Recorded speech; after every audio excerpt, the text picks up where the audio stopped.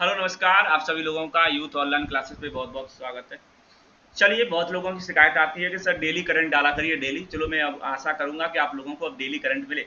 2 अप्रैल की ये करंट है, एपिसोड नंबर 7वां है। डेली आप लोग करंट ध्यान रखना, ये करंट इसलिए आपके लिए सुपर टेट के नजरिए से आप लोगों को करंट प्रोवाइड कराई जाती है। फालतू के प्रश्नों को हम नहीं इसमें शामिल करते हैं। जो उत्तर प्रदेश के लिए महत्वपूर्ण करंट होती है, हम ये भी बता देते हैं कि ये प्रश्न छपने, मतलब ये इसके छपने की संभावना सबसे ज्यादा रहती है। ऐसे प्रश्नों को भी आप लोगों को देखने होंगे और बहुत ही महत्वपूर्ण प्रश्न होंगे जिन्हें आप लोगों को अच्छे से करने होंगे। ठीक है बेटा, चलते हैं आज की एपिसोड की शुरुआत कर देते हैं कि कौन कौन से प्रश्न हैं जिसे आप लोगों को लगातार अच्छी तरीके से करना होगा। सुपर टेट यूथ क्लासेस पे अब आप लोगों को करंट अफेयर डेली मिला करेंगे। चलिए, पहली पहली करंट अफेयर की बात करते हैं। ध्यान से आप लोगों को करंट अफेयर भी समझना है क्या है। पहली बात, पहले प्रश्न पे आते हैं। क्या कह रहा है पहला प्रश्न? देश की पहली हाइड्रोजन फ्यूल, पहले प्रश्न की बात करते हैं। क्या कह रहा है? देश की पहले hydrogen fuel cell car Mirai से नितिन गडकरी संसद पहुंचे। इसे किस कंपनी में, मतलब हाइड्रोजन फ्यूल से चलने वाली ये कार है और बहुत ही महत्वपूर्ण इसलिए ये कार है, हाइड्रोजन फ्यूल से चल रही है। और इम्पोर्टेंट इसलिए है कि अब आने वाले समय में हाइड्रोजन फ्यूल ही कारों में चलेगा, जो लगभग 2 रुपये लीटर और 3 रुपये लीटर से आपका खर्चा, मतलब प्रति किलोमीटर आपको चलेगा। आप सोचो, अभी अगर जा रहे हो तो खर्चा ज्यादा है, प्रति किलोमीटर आपको यहाँ पर मिलेगा। आप लोग ऐसे समझ के चलें, अब ज्यादा 100 रुपया पेट्रोल हो रही है। यहाँ देखो ध्यान से, तो यहाँ अब जो कंपनी है, ये हाइड्रोजन फ्यूल कार जो है वो टोयोटा कंपनी ने बनाई है। किस कंपनी ने बनाई है? टोयोटा कंपनी ने बनाई है। ये आप लोगों को ध्यान रखना है। जो नितिन गडकरी लेके संसद पहुंच गए थे, ये फ्यूल कार वाली थी, ये भी ध्यान रखना है। दूसरे नंबर प्रश्न पे आ जाते हैं कि दूसरे नंबर प्रश्न पे क्या है। ये बहुत चर्चित अभ्यारण्य है। दूसरा प्रश्न इंपॉर्टेंट है, ध्यान रखना। सामान्यतः ये प्रश्न पूछा जाता है जब कोई अभ्यारण्य चर्चा में आता है, कोई भीषण आग लगी हो या कुछ और हुआ हो, कुछ उस अभ्यारण्य में कुछ नई तकनीकी लाई गई हो, तो अभ्यारण्य वो चर्चा में आ जाता है और पेपर में भी आ जाता है। तो सीधा पूछा जाता है, सरिस्का टाइगर रिजर्व कहाँ है जिसमें अभी भीषण आग लग गई है? किस राज्य में स्थित है? मध्य प्रदेश, राजस्थान, गुजरात और महाराष्ट्र। तो आप लोगों को पता है सरिस्का टाइगर रिजर्व कहाँ है? राजस्थान में, जहां पर अभी भीषण आग लगी है। तीसरे नंबर प्रश्न में आते हैं। देखो, इस तरीके से भीषण आग लगी है, 10 किलोमीटर इलाके में पहले दिन लगी थी आग। 22 बार उड़ान भरे हेलीकॉप्टर ने पानी भी डाला गया है। 50 घंटे बाद 20 किलोमीटर इलाका चपेट में आ गया है। मतलब 10 किलोमीटर इलाके में एक दिन, पहले दिन में लगी आग, और 50 घंटे बाद 20 किलोमीटर का इलाका क्या आ गया, उसके चक्कर में पूरा लपेट में आ गया। और 700 हेक्टेयर तक जंगल का जो इलाका है वो क्या हो चुका है? बर्बाद हो चुका है। ये देखिए, जब किसी अभ्यारण्य में या जंगल में आग लगती है, बुझाना आसान बात नहीं हो पाती है फिर, क्योंकि जंगल में हर तरीके के पेड़ होते हैं, सूखे भी पेड़ होते हैं, तो बहुत, क्योंकि फिर आप लोगों को पता है इसकी बुझाने की तकनीक और होती है कि जहाँ खाली जगह होती है वहां पर वनों को फिर जल्दी जल्दी काटा भी जाता है, जैसे कि आगे, मतलब आगे आग ना पहुंच पाए, ये भी ध्यान रखना होगा। और हेलीकॉप्टर से जो आग बुझाई जाती है वो तो होती है।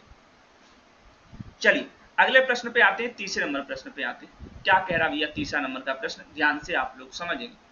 तीसरा नंबर प्रश्न कह रहा है कि संयुक्त राष्ट्र पर्यावरण कार्यक्रम की एनुअल फ्रंटियर रिपोर्ट 2022 की ध्वनि प्रदूषित शहरों की सूची जारी की गई। क्या है? ध्वनि प्रदूषित शहरों की सूची जारी की गई है, जिसमें भारत के कितने शहर इसमें हैं? तो ध्यान रखना, भारत के 5 शहर इसमें हैं। 5 शहर इसमें आते हैं, जिसमें आप लोगों को ध्यान रखना कितने शहर आते हैं? 5। जिसमें अगर विश्व के दूसरे स्थान पर हमारा मुरादाबाद आता है। कौन सा आता है? मुरादाबाद। ध्यान रखना भैया, इसलिए और महत्वपूर्ण ये मुरादाबाद कहाँ है? हर के यूपी में है, पड़ता है। 114 डेसिमल बता रहा है, डीबी डेसिबल, 114 डेसिमल बताया गया है यहाँ ध्वनि प्रदूषण है। आप लोग समझिए 114 कितनी हो जाती है, आप समझिए। दूसरा जो आता है वो कलकत्ता भी है। कौन सा है? कलकत्ता, ध्यान रखना है। तीसरा जो आ जाता है, तीसरा दिल्ली। दिल्ली क्यों दूर है भैया? चौथा आ जाता है जयपुर। कौन सा बेटा? जयपुर। ये 5 शहर सूची में आ रहे हैं। और पांचवा जो है आसनसोल। कौन सा बेटा? आसनसोल। ये 5 शहर ऐसे हैं जो ध्वनि प्रदूषण की चपेट में है। और ये विश्व में दूसरे नंबर पर कौन सा है? मुरादाबाद है। इंपोर्टेंट है, छपेगा, ये ध्यान रखना है। तीसरे नंबर प्रश्न पे आते हैं, इसी रिपोर्ट की है। संयुक्त राष्ट्र पर्यावरण कार्यक्रम की एनुअल फ्रंटियर रिपोर्ट 2022 के अनुसार दुनिया का दूसरा और भारत का पहला सबसे ज्यादा ध्वनि प्रदूषित शहर कौन सा है? आसनसोल, मुरादाबाद, जयपुर, दिल्ली। अभी मैंने बताया है, कह रहा है कि दुनिया का तो दूसरा और भारत का पहला सबसे ध्वनि प्रदूषित शहर कौन सा है? तो ध्यान रखना मुरादाबाद है। ये आप लोग ध्यान रखना, ये रामपुर के पास में है मुरादाबाद, ध्यान रखना, बहुत ही महत्वपूर्ण है, इंपोर्टेंट है, ये छपेगा, ये आप लोग ध्यान। क्या है बेटा? ये प्रश्न छपेगा कहीं ना कहीं, ये भी बात ध्यान रखना है।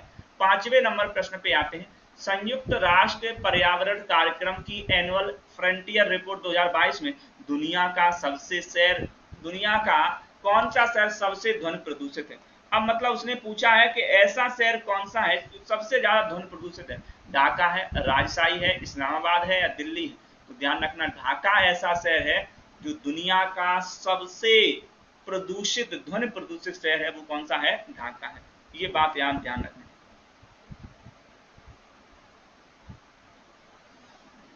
चलिए अगले प्रश्न पे आ जाते हैं, 6 नंबर प्रश्न पे आते हैं, फॉर्मूला 1 रेस। ये भी देखो, ये जीती है भैया फॉर्मूला 1 रेस, ये किसने जीती है इसकी बात करते हैं।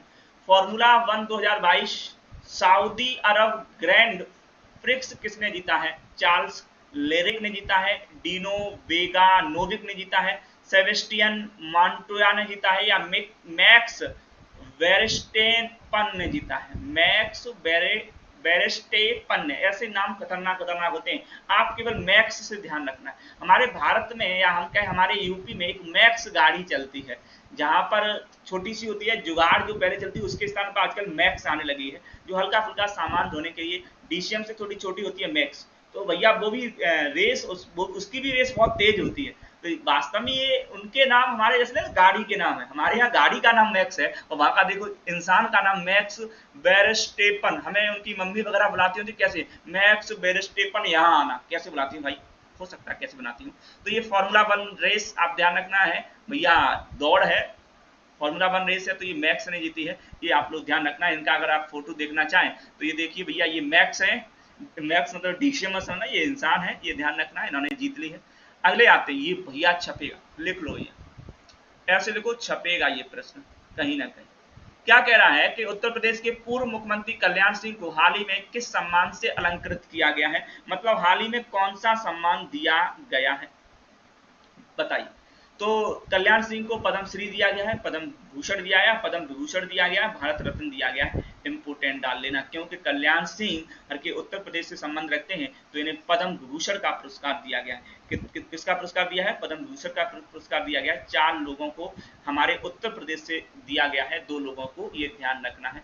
अगले प्रश्न पे चलते हैं, हाल ही में कहां पर यमुनोत्सव 2022 का क्या किया गया है? आयोजन किया गया है। इंपोर्टेंट है, यमुना बताओ कहां से गुजरती है? यहाँ पर उत्तराखंड, हिमाचल प्रदेश, दिल्ली, हरियाणा। अब यमुनोत्सव का आयोजन दिया, गंगा की यमुना की सफाई वगैरह, इसके केंद्र की बात करें तो ये दिल्ली में इसका यमुनोत्सव का आयोजन किया गया है। तो ये भी इंपोर्टेंट प्रश्न है, तीसरे नंबर का प्रश्न, सी ऑप्शन आपका करेक्ट हो जाएगा।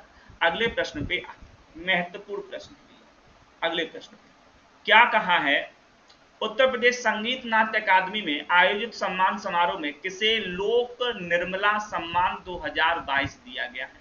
कौन सा बेटा? लोक निर्मला सम्मान 2022 से सम्मानित किया गया है। मालिनी अवस्थी को दिया गया है, शारदा सिन्हा को दिया गया है, कमलिनी अस्थाना को दिया है, नलिनी अवस्थी, बताइए जल्दी से, या नलिनी को दिया गया है? तो ध्यान रखना है, ये लोक निर्मला सम्मान 2022 उत्तर प्रदेश संगीत नाट्य अकादमी की ओर से ये शारदा सिन्हा को दिया गया।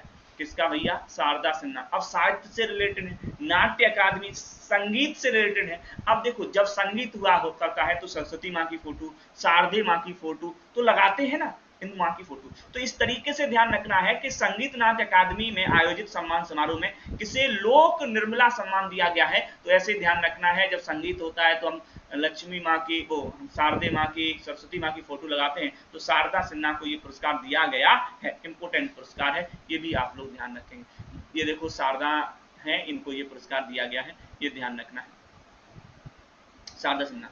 अब देखो ये भी इंपोर्टेंट, क्यों? आप शिक्षक हो तो ऐसे प्रश्न भी बनेंगे इंपोर्टेंट। हमने कहा एक भी प्रश्न आपको ऐसा नहीं लगने वाला है कि सर ये प्रश्न हमें लग रहा आने लायक नहीं, हर प्रश्न आने लायक लगेगा।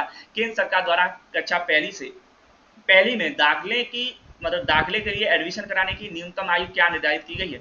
2 वर्ष, 7 वर्ष, 4 वर्ष या 6 वर्ष? तो ध्यान रखना न्यूनतम आयु कितने वर्ष निर्धारित की गई है भैया? 6 वर्ष क्या कर दी गई है, निर्धारित की गई है। ये ध्यान रखना है। ये केंद्र सरकार की पहल किसकी है भैया? ये केंद्र सरकार की पहल है। अब एडमिशन कराना है अपना लड़का बिटिया जो हो, एडमिशन कराना है 6 वर्ष ध्यान रखना निर्धारित कर दी गई है। और सभी राज्यों को निर्देश भी दिए गए हैं कि समान रूप से इसे क्या किया जाए बेटा, लागू किया जाए। ध्यान रखना। अगले प्रश्न पे आते हैं। 30 मार्च 3 अप्रैल 2022 तक भारत और किस देश के बीच द्विपक्षीय नौसेना अभ्यास वरुण 2022? ये कई बार अभ्यास आया है कि वरुण 2022 अभ्यास किन किन के बीच होता है। एक तरीके से वरुण का रूप मच्छर भी ले लेते हैं, है ना। कभी कभी आप कई शहरों में मच्छर ज्यादा होते हैं तो एकदम वरुण का रूप ले लेते हैं आतंकवाद का, यहाँ काटा वहां काटा। याद करने के लिए बताते हैं कि भारत, एक तो क्लियर है कि पूछा जा रहा है तो इसका मतलब भारत के बीच और हो रहा होगा भारत, और लिख भी रहा है कि भारत और किसके बीच होता है। तो हमने कहा कभी कभी वरुण का रूप मच्छर भी ले लेते हैं। और एक ऐसा देश होता है, जब आप चौपत्तियां पहले पढ़ते होंगे, कि एक ऐसा देश जहां मच्छर नहीं पाए जाते हैं। तो ध्यान रखना भारत और फ्रांस के बीच ये वरुण अभ्यास होता है। इस तरीके से हम ट्रिक बना के करेंगे तो अधिक समय तक हम क्या कर सकते हैं, याद कर सकते हैं। ये मेरी उम्मीद है। आप वैसे आप लोग किसी भी तरीके से कर सकते हैं, ठीक है। अगले प्रश्न पे आते हैं। ये लिखो भैया फिर से छपे। हमने कहा ना यूपी करंट अफेयर का मतलब यही है कि यूपी से रिलेटेड जो भी प्रश्न होगा हमें उसे छुड़ाने वाला नहीं। उत्तर प्रदेश 18वीं विधानसभा के अध्यक्ष कौन है? मैंने विधान परिषद की बात कर ली है, विधानसभा में उपाध्यक्ष मतलब विपक्ष के नेता की अखिलेश यादव की बात कर ली है, और विधानसभा के अध्यक्ष, ध्यान रखना विधानसभा का अध्यक्ष बीजेपी की तरफ से बना होगा। और ये कौन बना है? रमापति शास्त्री बने हैं 18वीं विधानसभा के अध्यक्ष, या सुरेश खन्ना बने हैं, या सतीश महाना बने हैं, या अखिलेश यादव बने। तो ध्यान रखना सही सतीश महाना को इस बार क्या बनाया गया है? 18वीं विधानसभा के अध्यक्ष के रूप में इसे निर्वाचित किया गया है। ये ध्यान रखना, ये इंपोर्टेंट है। लिख लो बेटा, छपेगा कहीं ना कहीं तो ये प्रश्न आने वाला जरूर। ये है शहीद सतीश महाना, ये ध्यान रखना। अगले प्रश्न पे आते हैं। 1 अप्रैल 2022 को भारतीय रिजर्व बैंक की स्थापना दिवस, आरबीआई के वर्तमान मतलब दिवस मनाया जाता है, स्थापना दिवस 1 अप्रैल 2022 को। और मूर्ख दिवस भी इसी दिन मनाया जाता है। लोग बड़ा बड़ा मूर्ख बनाते हैं। तो इसके वर्तमान आरबीआई के गवर्नर जनरल कौन है? ये प्रश्न कई बार आता है। ये कौन है भैया? उर्जित पटेल है, रघुराज राजन है, डॉक्टर जी सुब्बा राव है, या शक्तिकांत दास है। बेटा कौन है भैया? फिर आप लोग ध्यान रखेंगे कौन है? शक्तिकांत दास है। ये ध्यान रखना। 1 अप्रैल 1935 को, कब भैया? 1 अप्रैल 1935 को इसकी क्या हुई थी बेटा? स्थापना हुई थी। ये स्थापना वर्ष भी पूछ लिया जाता है कई बार, ये ध्यान रखना। 1934 अधिनियम के तहत इसकी स्थापना हुई थी, ध्यान रखना है। इसकी शुरुआत में इसका मुख्यालय कोलकाता था, कब? शुरुआत में। और वर्तमान समय में बात करें तो इसका कोलकाता मुंबई में। वर्तमान में क्या है? वर्तमान में इसका मुख्यालय कहाँ है? मुंबई में है। ये बात भी आप लोग ध्यान रखेंगे, ठीक है। तो ये शक्तिकांत दास अभी वर्तमान में क्या है? गवर्नर जनरल है। आप उनकी फोटो देख सकते हो। ये देखो, ये भी ध्यान रखना, इंपोर्टेंट है, क्योंकि ये रिकॉर्ड टूटने वाले। देखो जो रिकॉर्ड टूट जाते हैं वो इंपोर्टेंट नहीं होते। ये रिकॉर्ड से थोड़ा अभी हाल फिलहाल नहीं टूटेगा। 31 मार्च 2022 को इंडियन प्रीमियर लीग के सबसे अधिक विकेट लेने वाले गेंदबाज कौन बन गए हैं? अमित मिश्रा, पीयूष चावला, ड्रेन ब्रावो, या लसित मलिंगा। ध्यान रखना ड्रेन ब्रावो जो है, जो अभी चेन्नई सुपर किंग से संबंध रखते हैं, ये सबसे ज्यादा आईपीएल में अभी इन्होंने परसों ही रिकॉर्ड तोड़ा है। 2022 के सबसे ज्यादा विकेट लेने वाले बन गए हैं डीजे ब्रावो, जिसे हम कह देते हैं। ये भी महत्वपूर्ण होगा, ये ध्यान रखना। इससे पहले हमारे भारतीय अमित मिश्रा का शायद रिकॉर्ड था, इतना शायद मुझे ध्यान है, अमित मिश्रा का ही रिकॉर्ड था, जो या शायद लसित मलिंगा का, मुझे अभी ध्यान नहीं आ रहा है, ये ध्यान रखना। लेकिन अब कौन बन गए हैं? डीजे ब्रावो बन गए हैं, ये आप लोग ध्यान रखेंगे। ये प्रश्न बहुत ही महत्वपूर्ण है। यहाँ से 3 प्रश्न बनते हैं। हाल ही में भारतीय भूवैज्ञानिक सर्वेक्षण ने भारतीय हिमालयी क्षेत्र में 2 नए भूवैज्ञानिक विरासत स्थलों की पहचान की है। अब भारत में कितने भूवैज्ञानिक विरासत स्थल हो गए? ये भूवैज्ञानिक विरासत स्थल की बात कर रहे हैं, मतलब जहां पर वैज्ञानिक खोज करते हैं, मतलब भूवैज्ञानिक विरासत स्थल जो होते हैं उनकी बात की जा रही है, ये ध्यान रखना। तो उनकी संख्या कितनी हो गई है? ये प्रश्न कई बार आया हुआ है, ये बात आप लोग ध्यान रखें, कई बार आया है, ध्यान रखना। तो इसमें कई बार 3 प्रश्न बनते। पहला रामसर क्षेत्र, क्या भैया रामसर साइड जिसे हम कहते हैं, रामसर की संख्या कितनी है टोटल भारत में, दूसरा प्रश्न बनता है। अमूर्त धरोहर कितनी है बेटा, अमूर्त धरोहर कितनी है, ये भी प्रश्न कई बार बनता है। विश्व विरासत कितनी है, विश्व विरासत कितनी है, ये भी प्रश्न कई बार बनता है बेटा। और चौथे नंबर पर ये भी प्रश्न बनता है भूवैज्ञानिक विरासत कितनी, ये नोट कर लेना बेटा, भूवैज्ञानिक विरासत कितनी। तो ध्यान रखना भूवैज्ञानिक जो विरासत है इनकी संख्या 34 है, विश्व विरासत जो है इनकी संख्या 40 है, अमूर्त धरोहर है इनकी संख्या 14 है, और रामसर जो साइड है वो 49 है। ये ध्यान रखना, ये कितनी है 49 है, अमूर्त 14 है, विश्व विरासत 40 है, और भूवैज्ञानिक ये विरासत स्थल ये कितने हैं भैया 34। अब वैसे 32 थे, अभी 2 बढ़ गए हैं, 2 नए भूवैज्ञानिक विरासत स्थल की क्या की गई है बेटा, पहचान की गई है। ये बात आप लोग ध्यान रखेंगे। एक शिवालिक जीवाश्म की तरफ खोज की गई है, ये ध्यान रखना है। एक हिमाचल प्रदेश में एक विरासत स्थल मिला है, एक सिक्किम में मिला है, ध्यान रखना। एक हिमाचल प्रदेश में मिला है, हिमाचल प्रदेश में, और एक सिक्किम में मिला है, ये ध्यान रखना। दोनों ही क्या है महत्वपूर्ण है। एक शिवालिक जीवाश्म उद्यान करके वहां पर मिला है, ठीक है। तो ये आप लोगों के महत्वपूर्ण करंट अफेयर थे आज, ध्यान रखना। ये 1 अप्रैल और 2 अप्रैल के हैं करंट अफेयर, बहुत ही महत्वपूर्ण है, आप लोग इनको नोट कर लेना है। एक एक चीज अच्छे से नोट करते जाएंगे। और कल से ध्यान रखना आपका 5 बजे आप आना मत भूलना, यहाँ 1 अप्रैल भी डाल लेना, 1 से 2 अप्रैल के बीच की करंट अफेयर।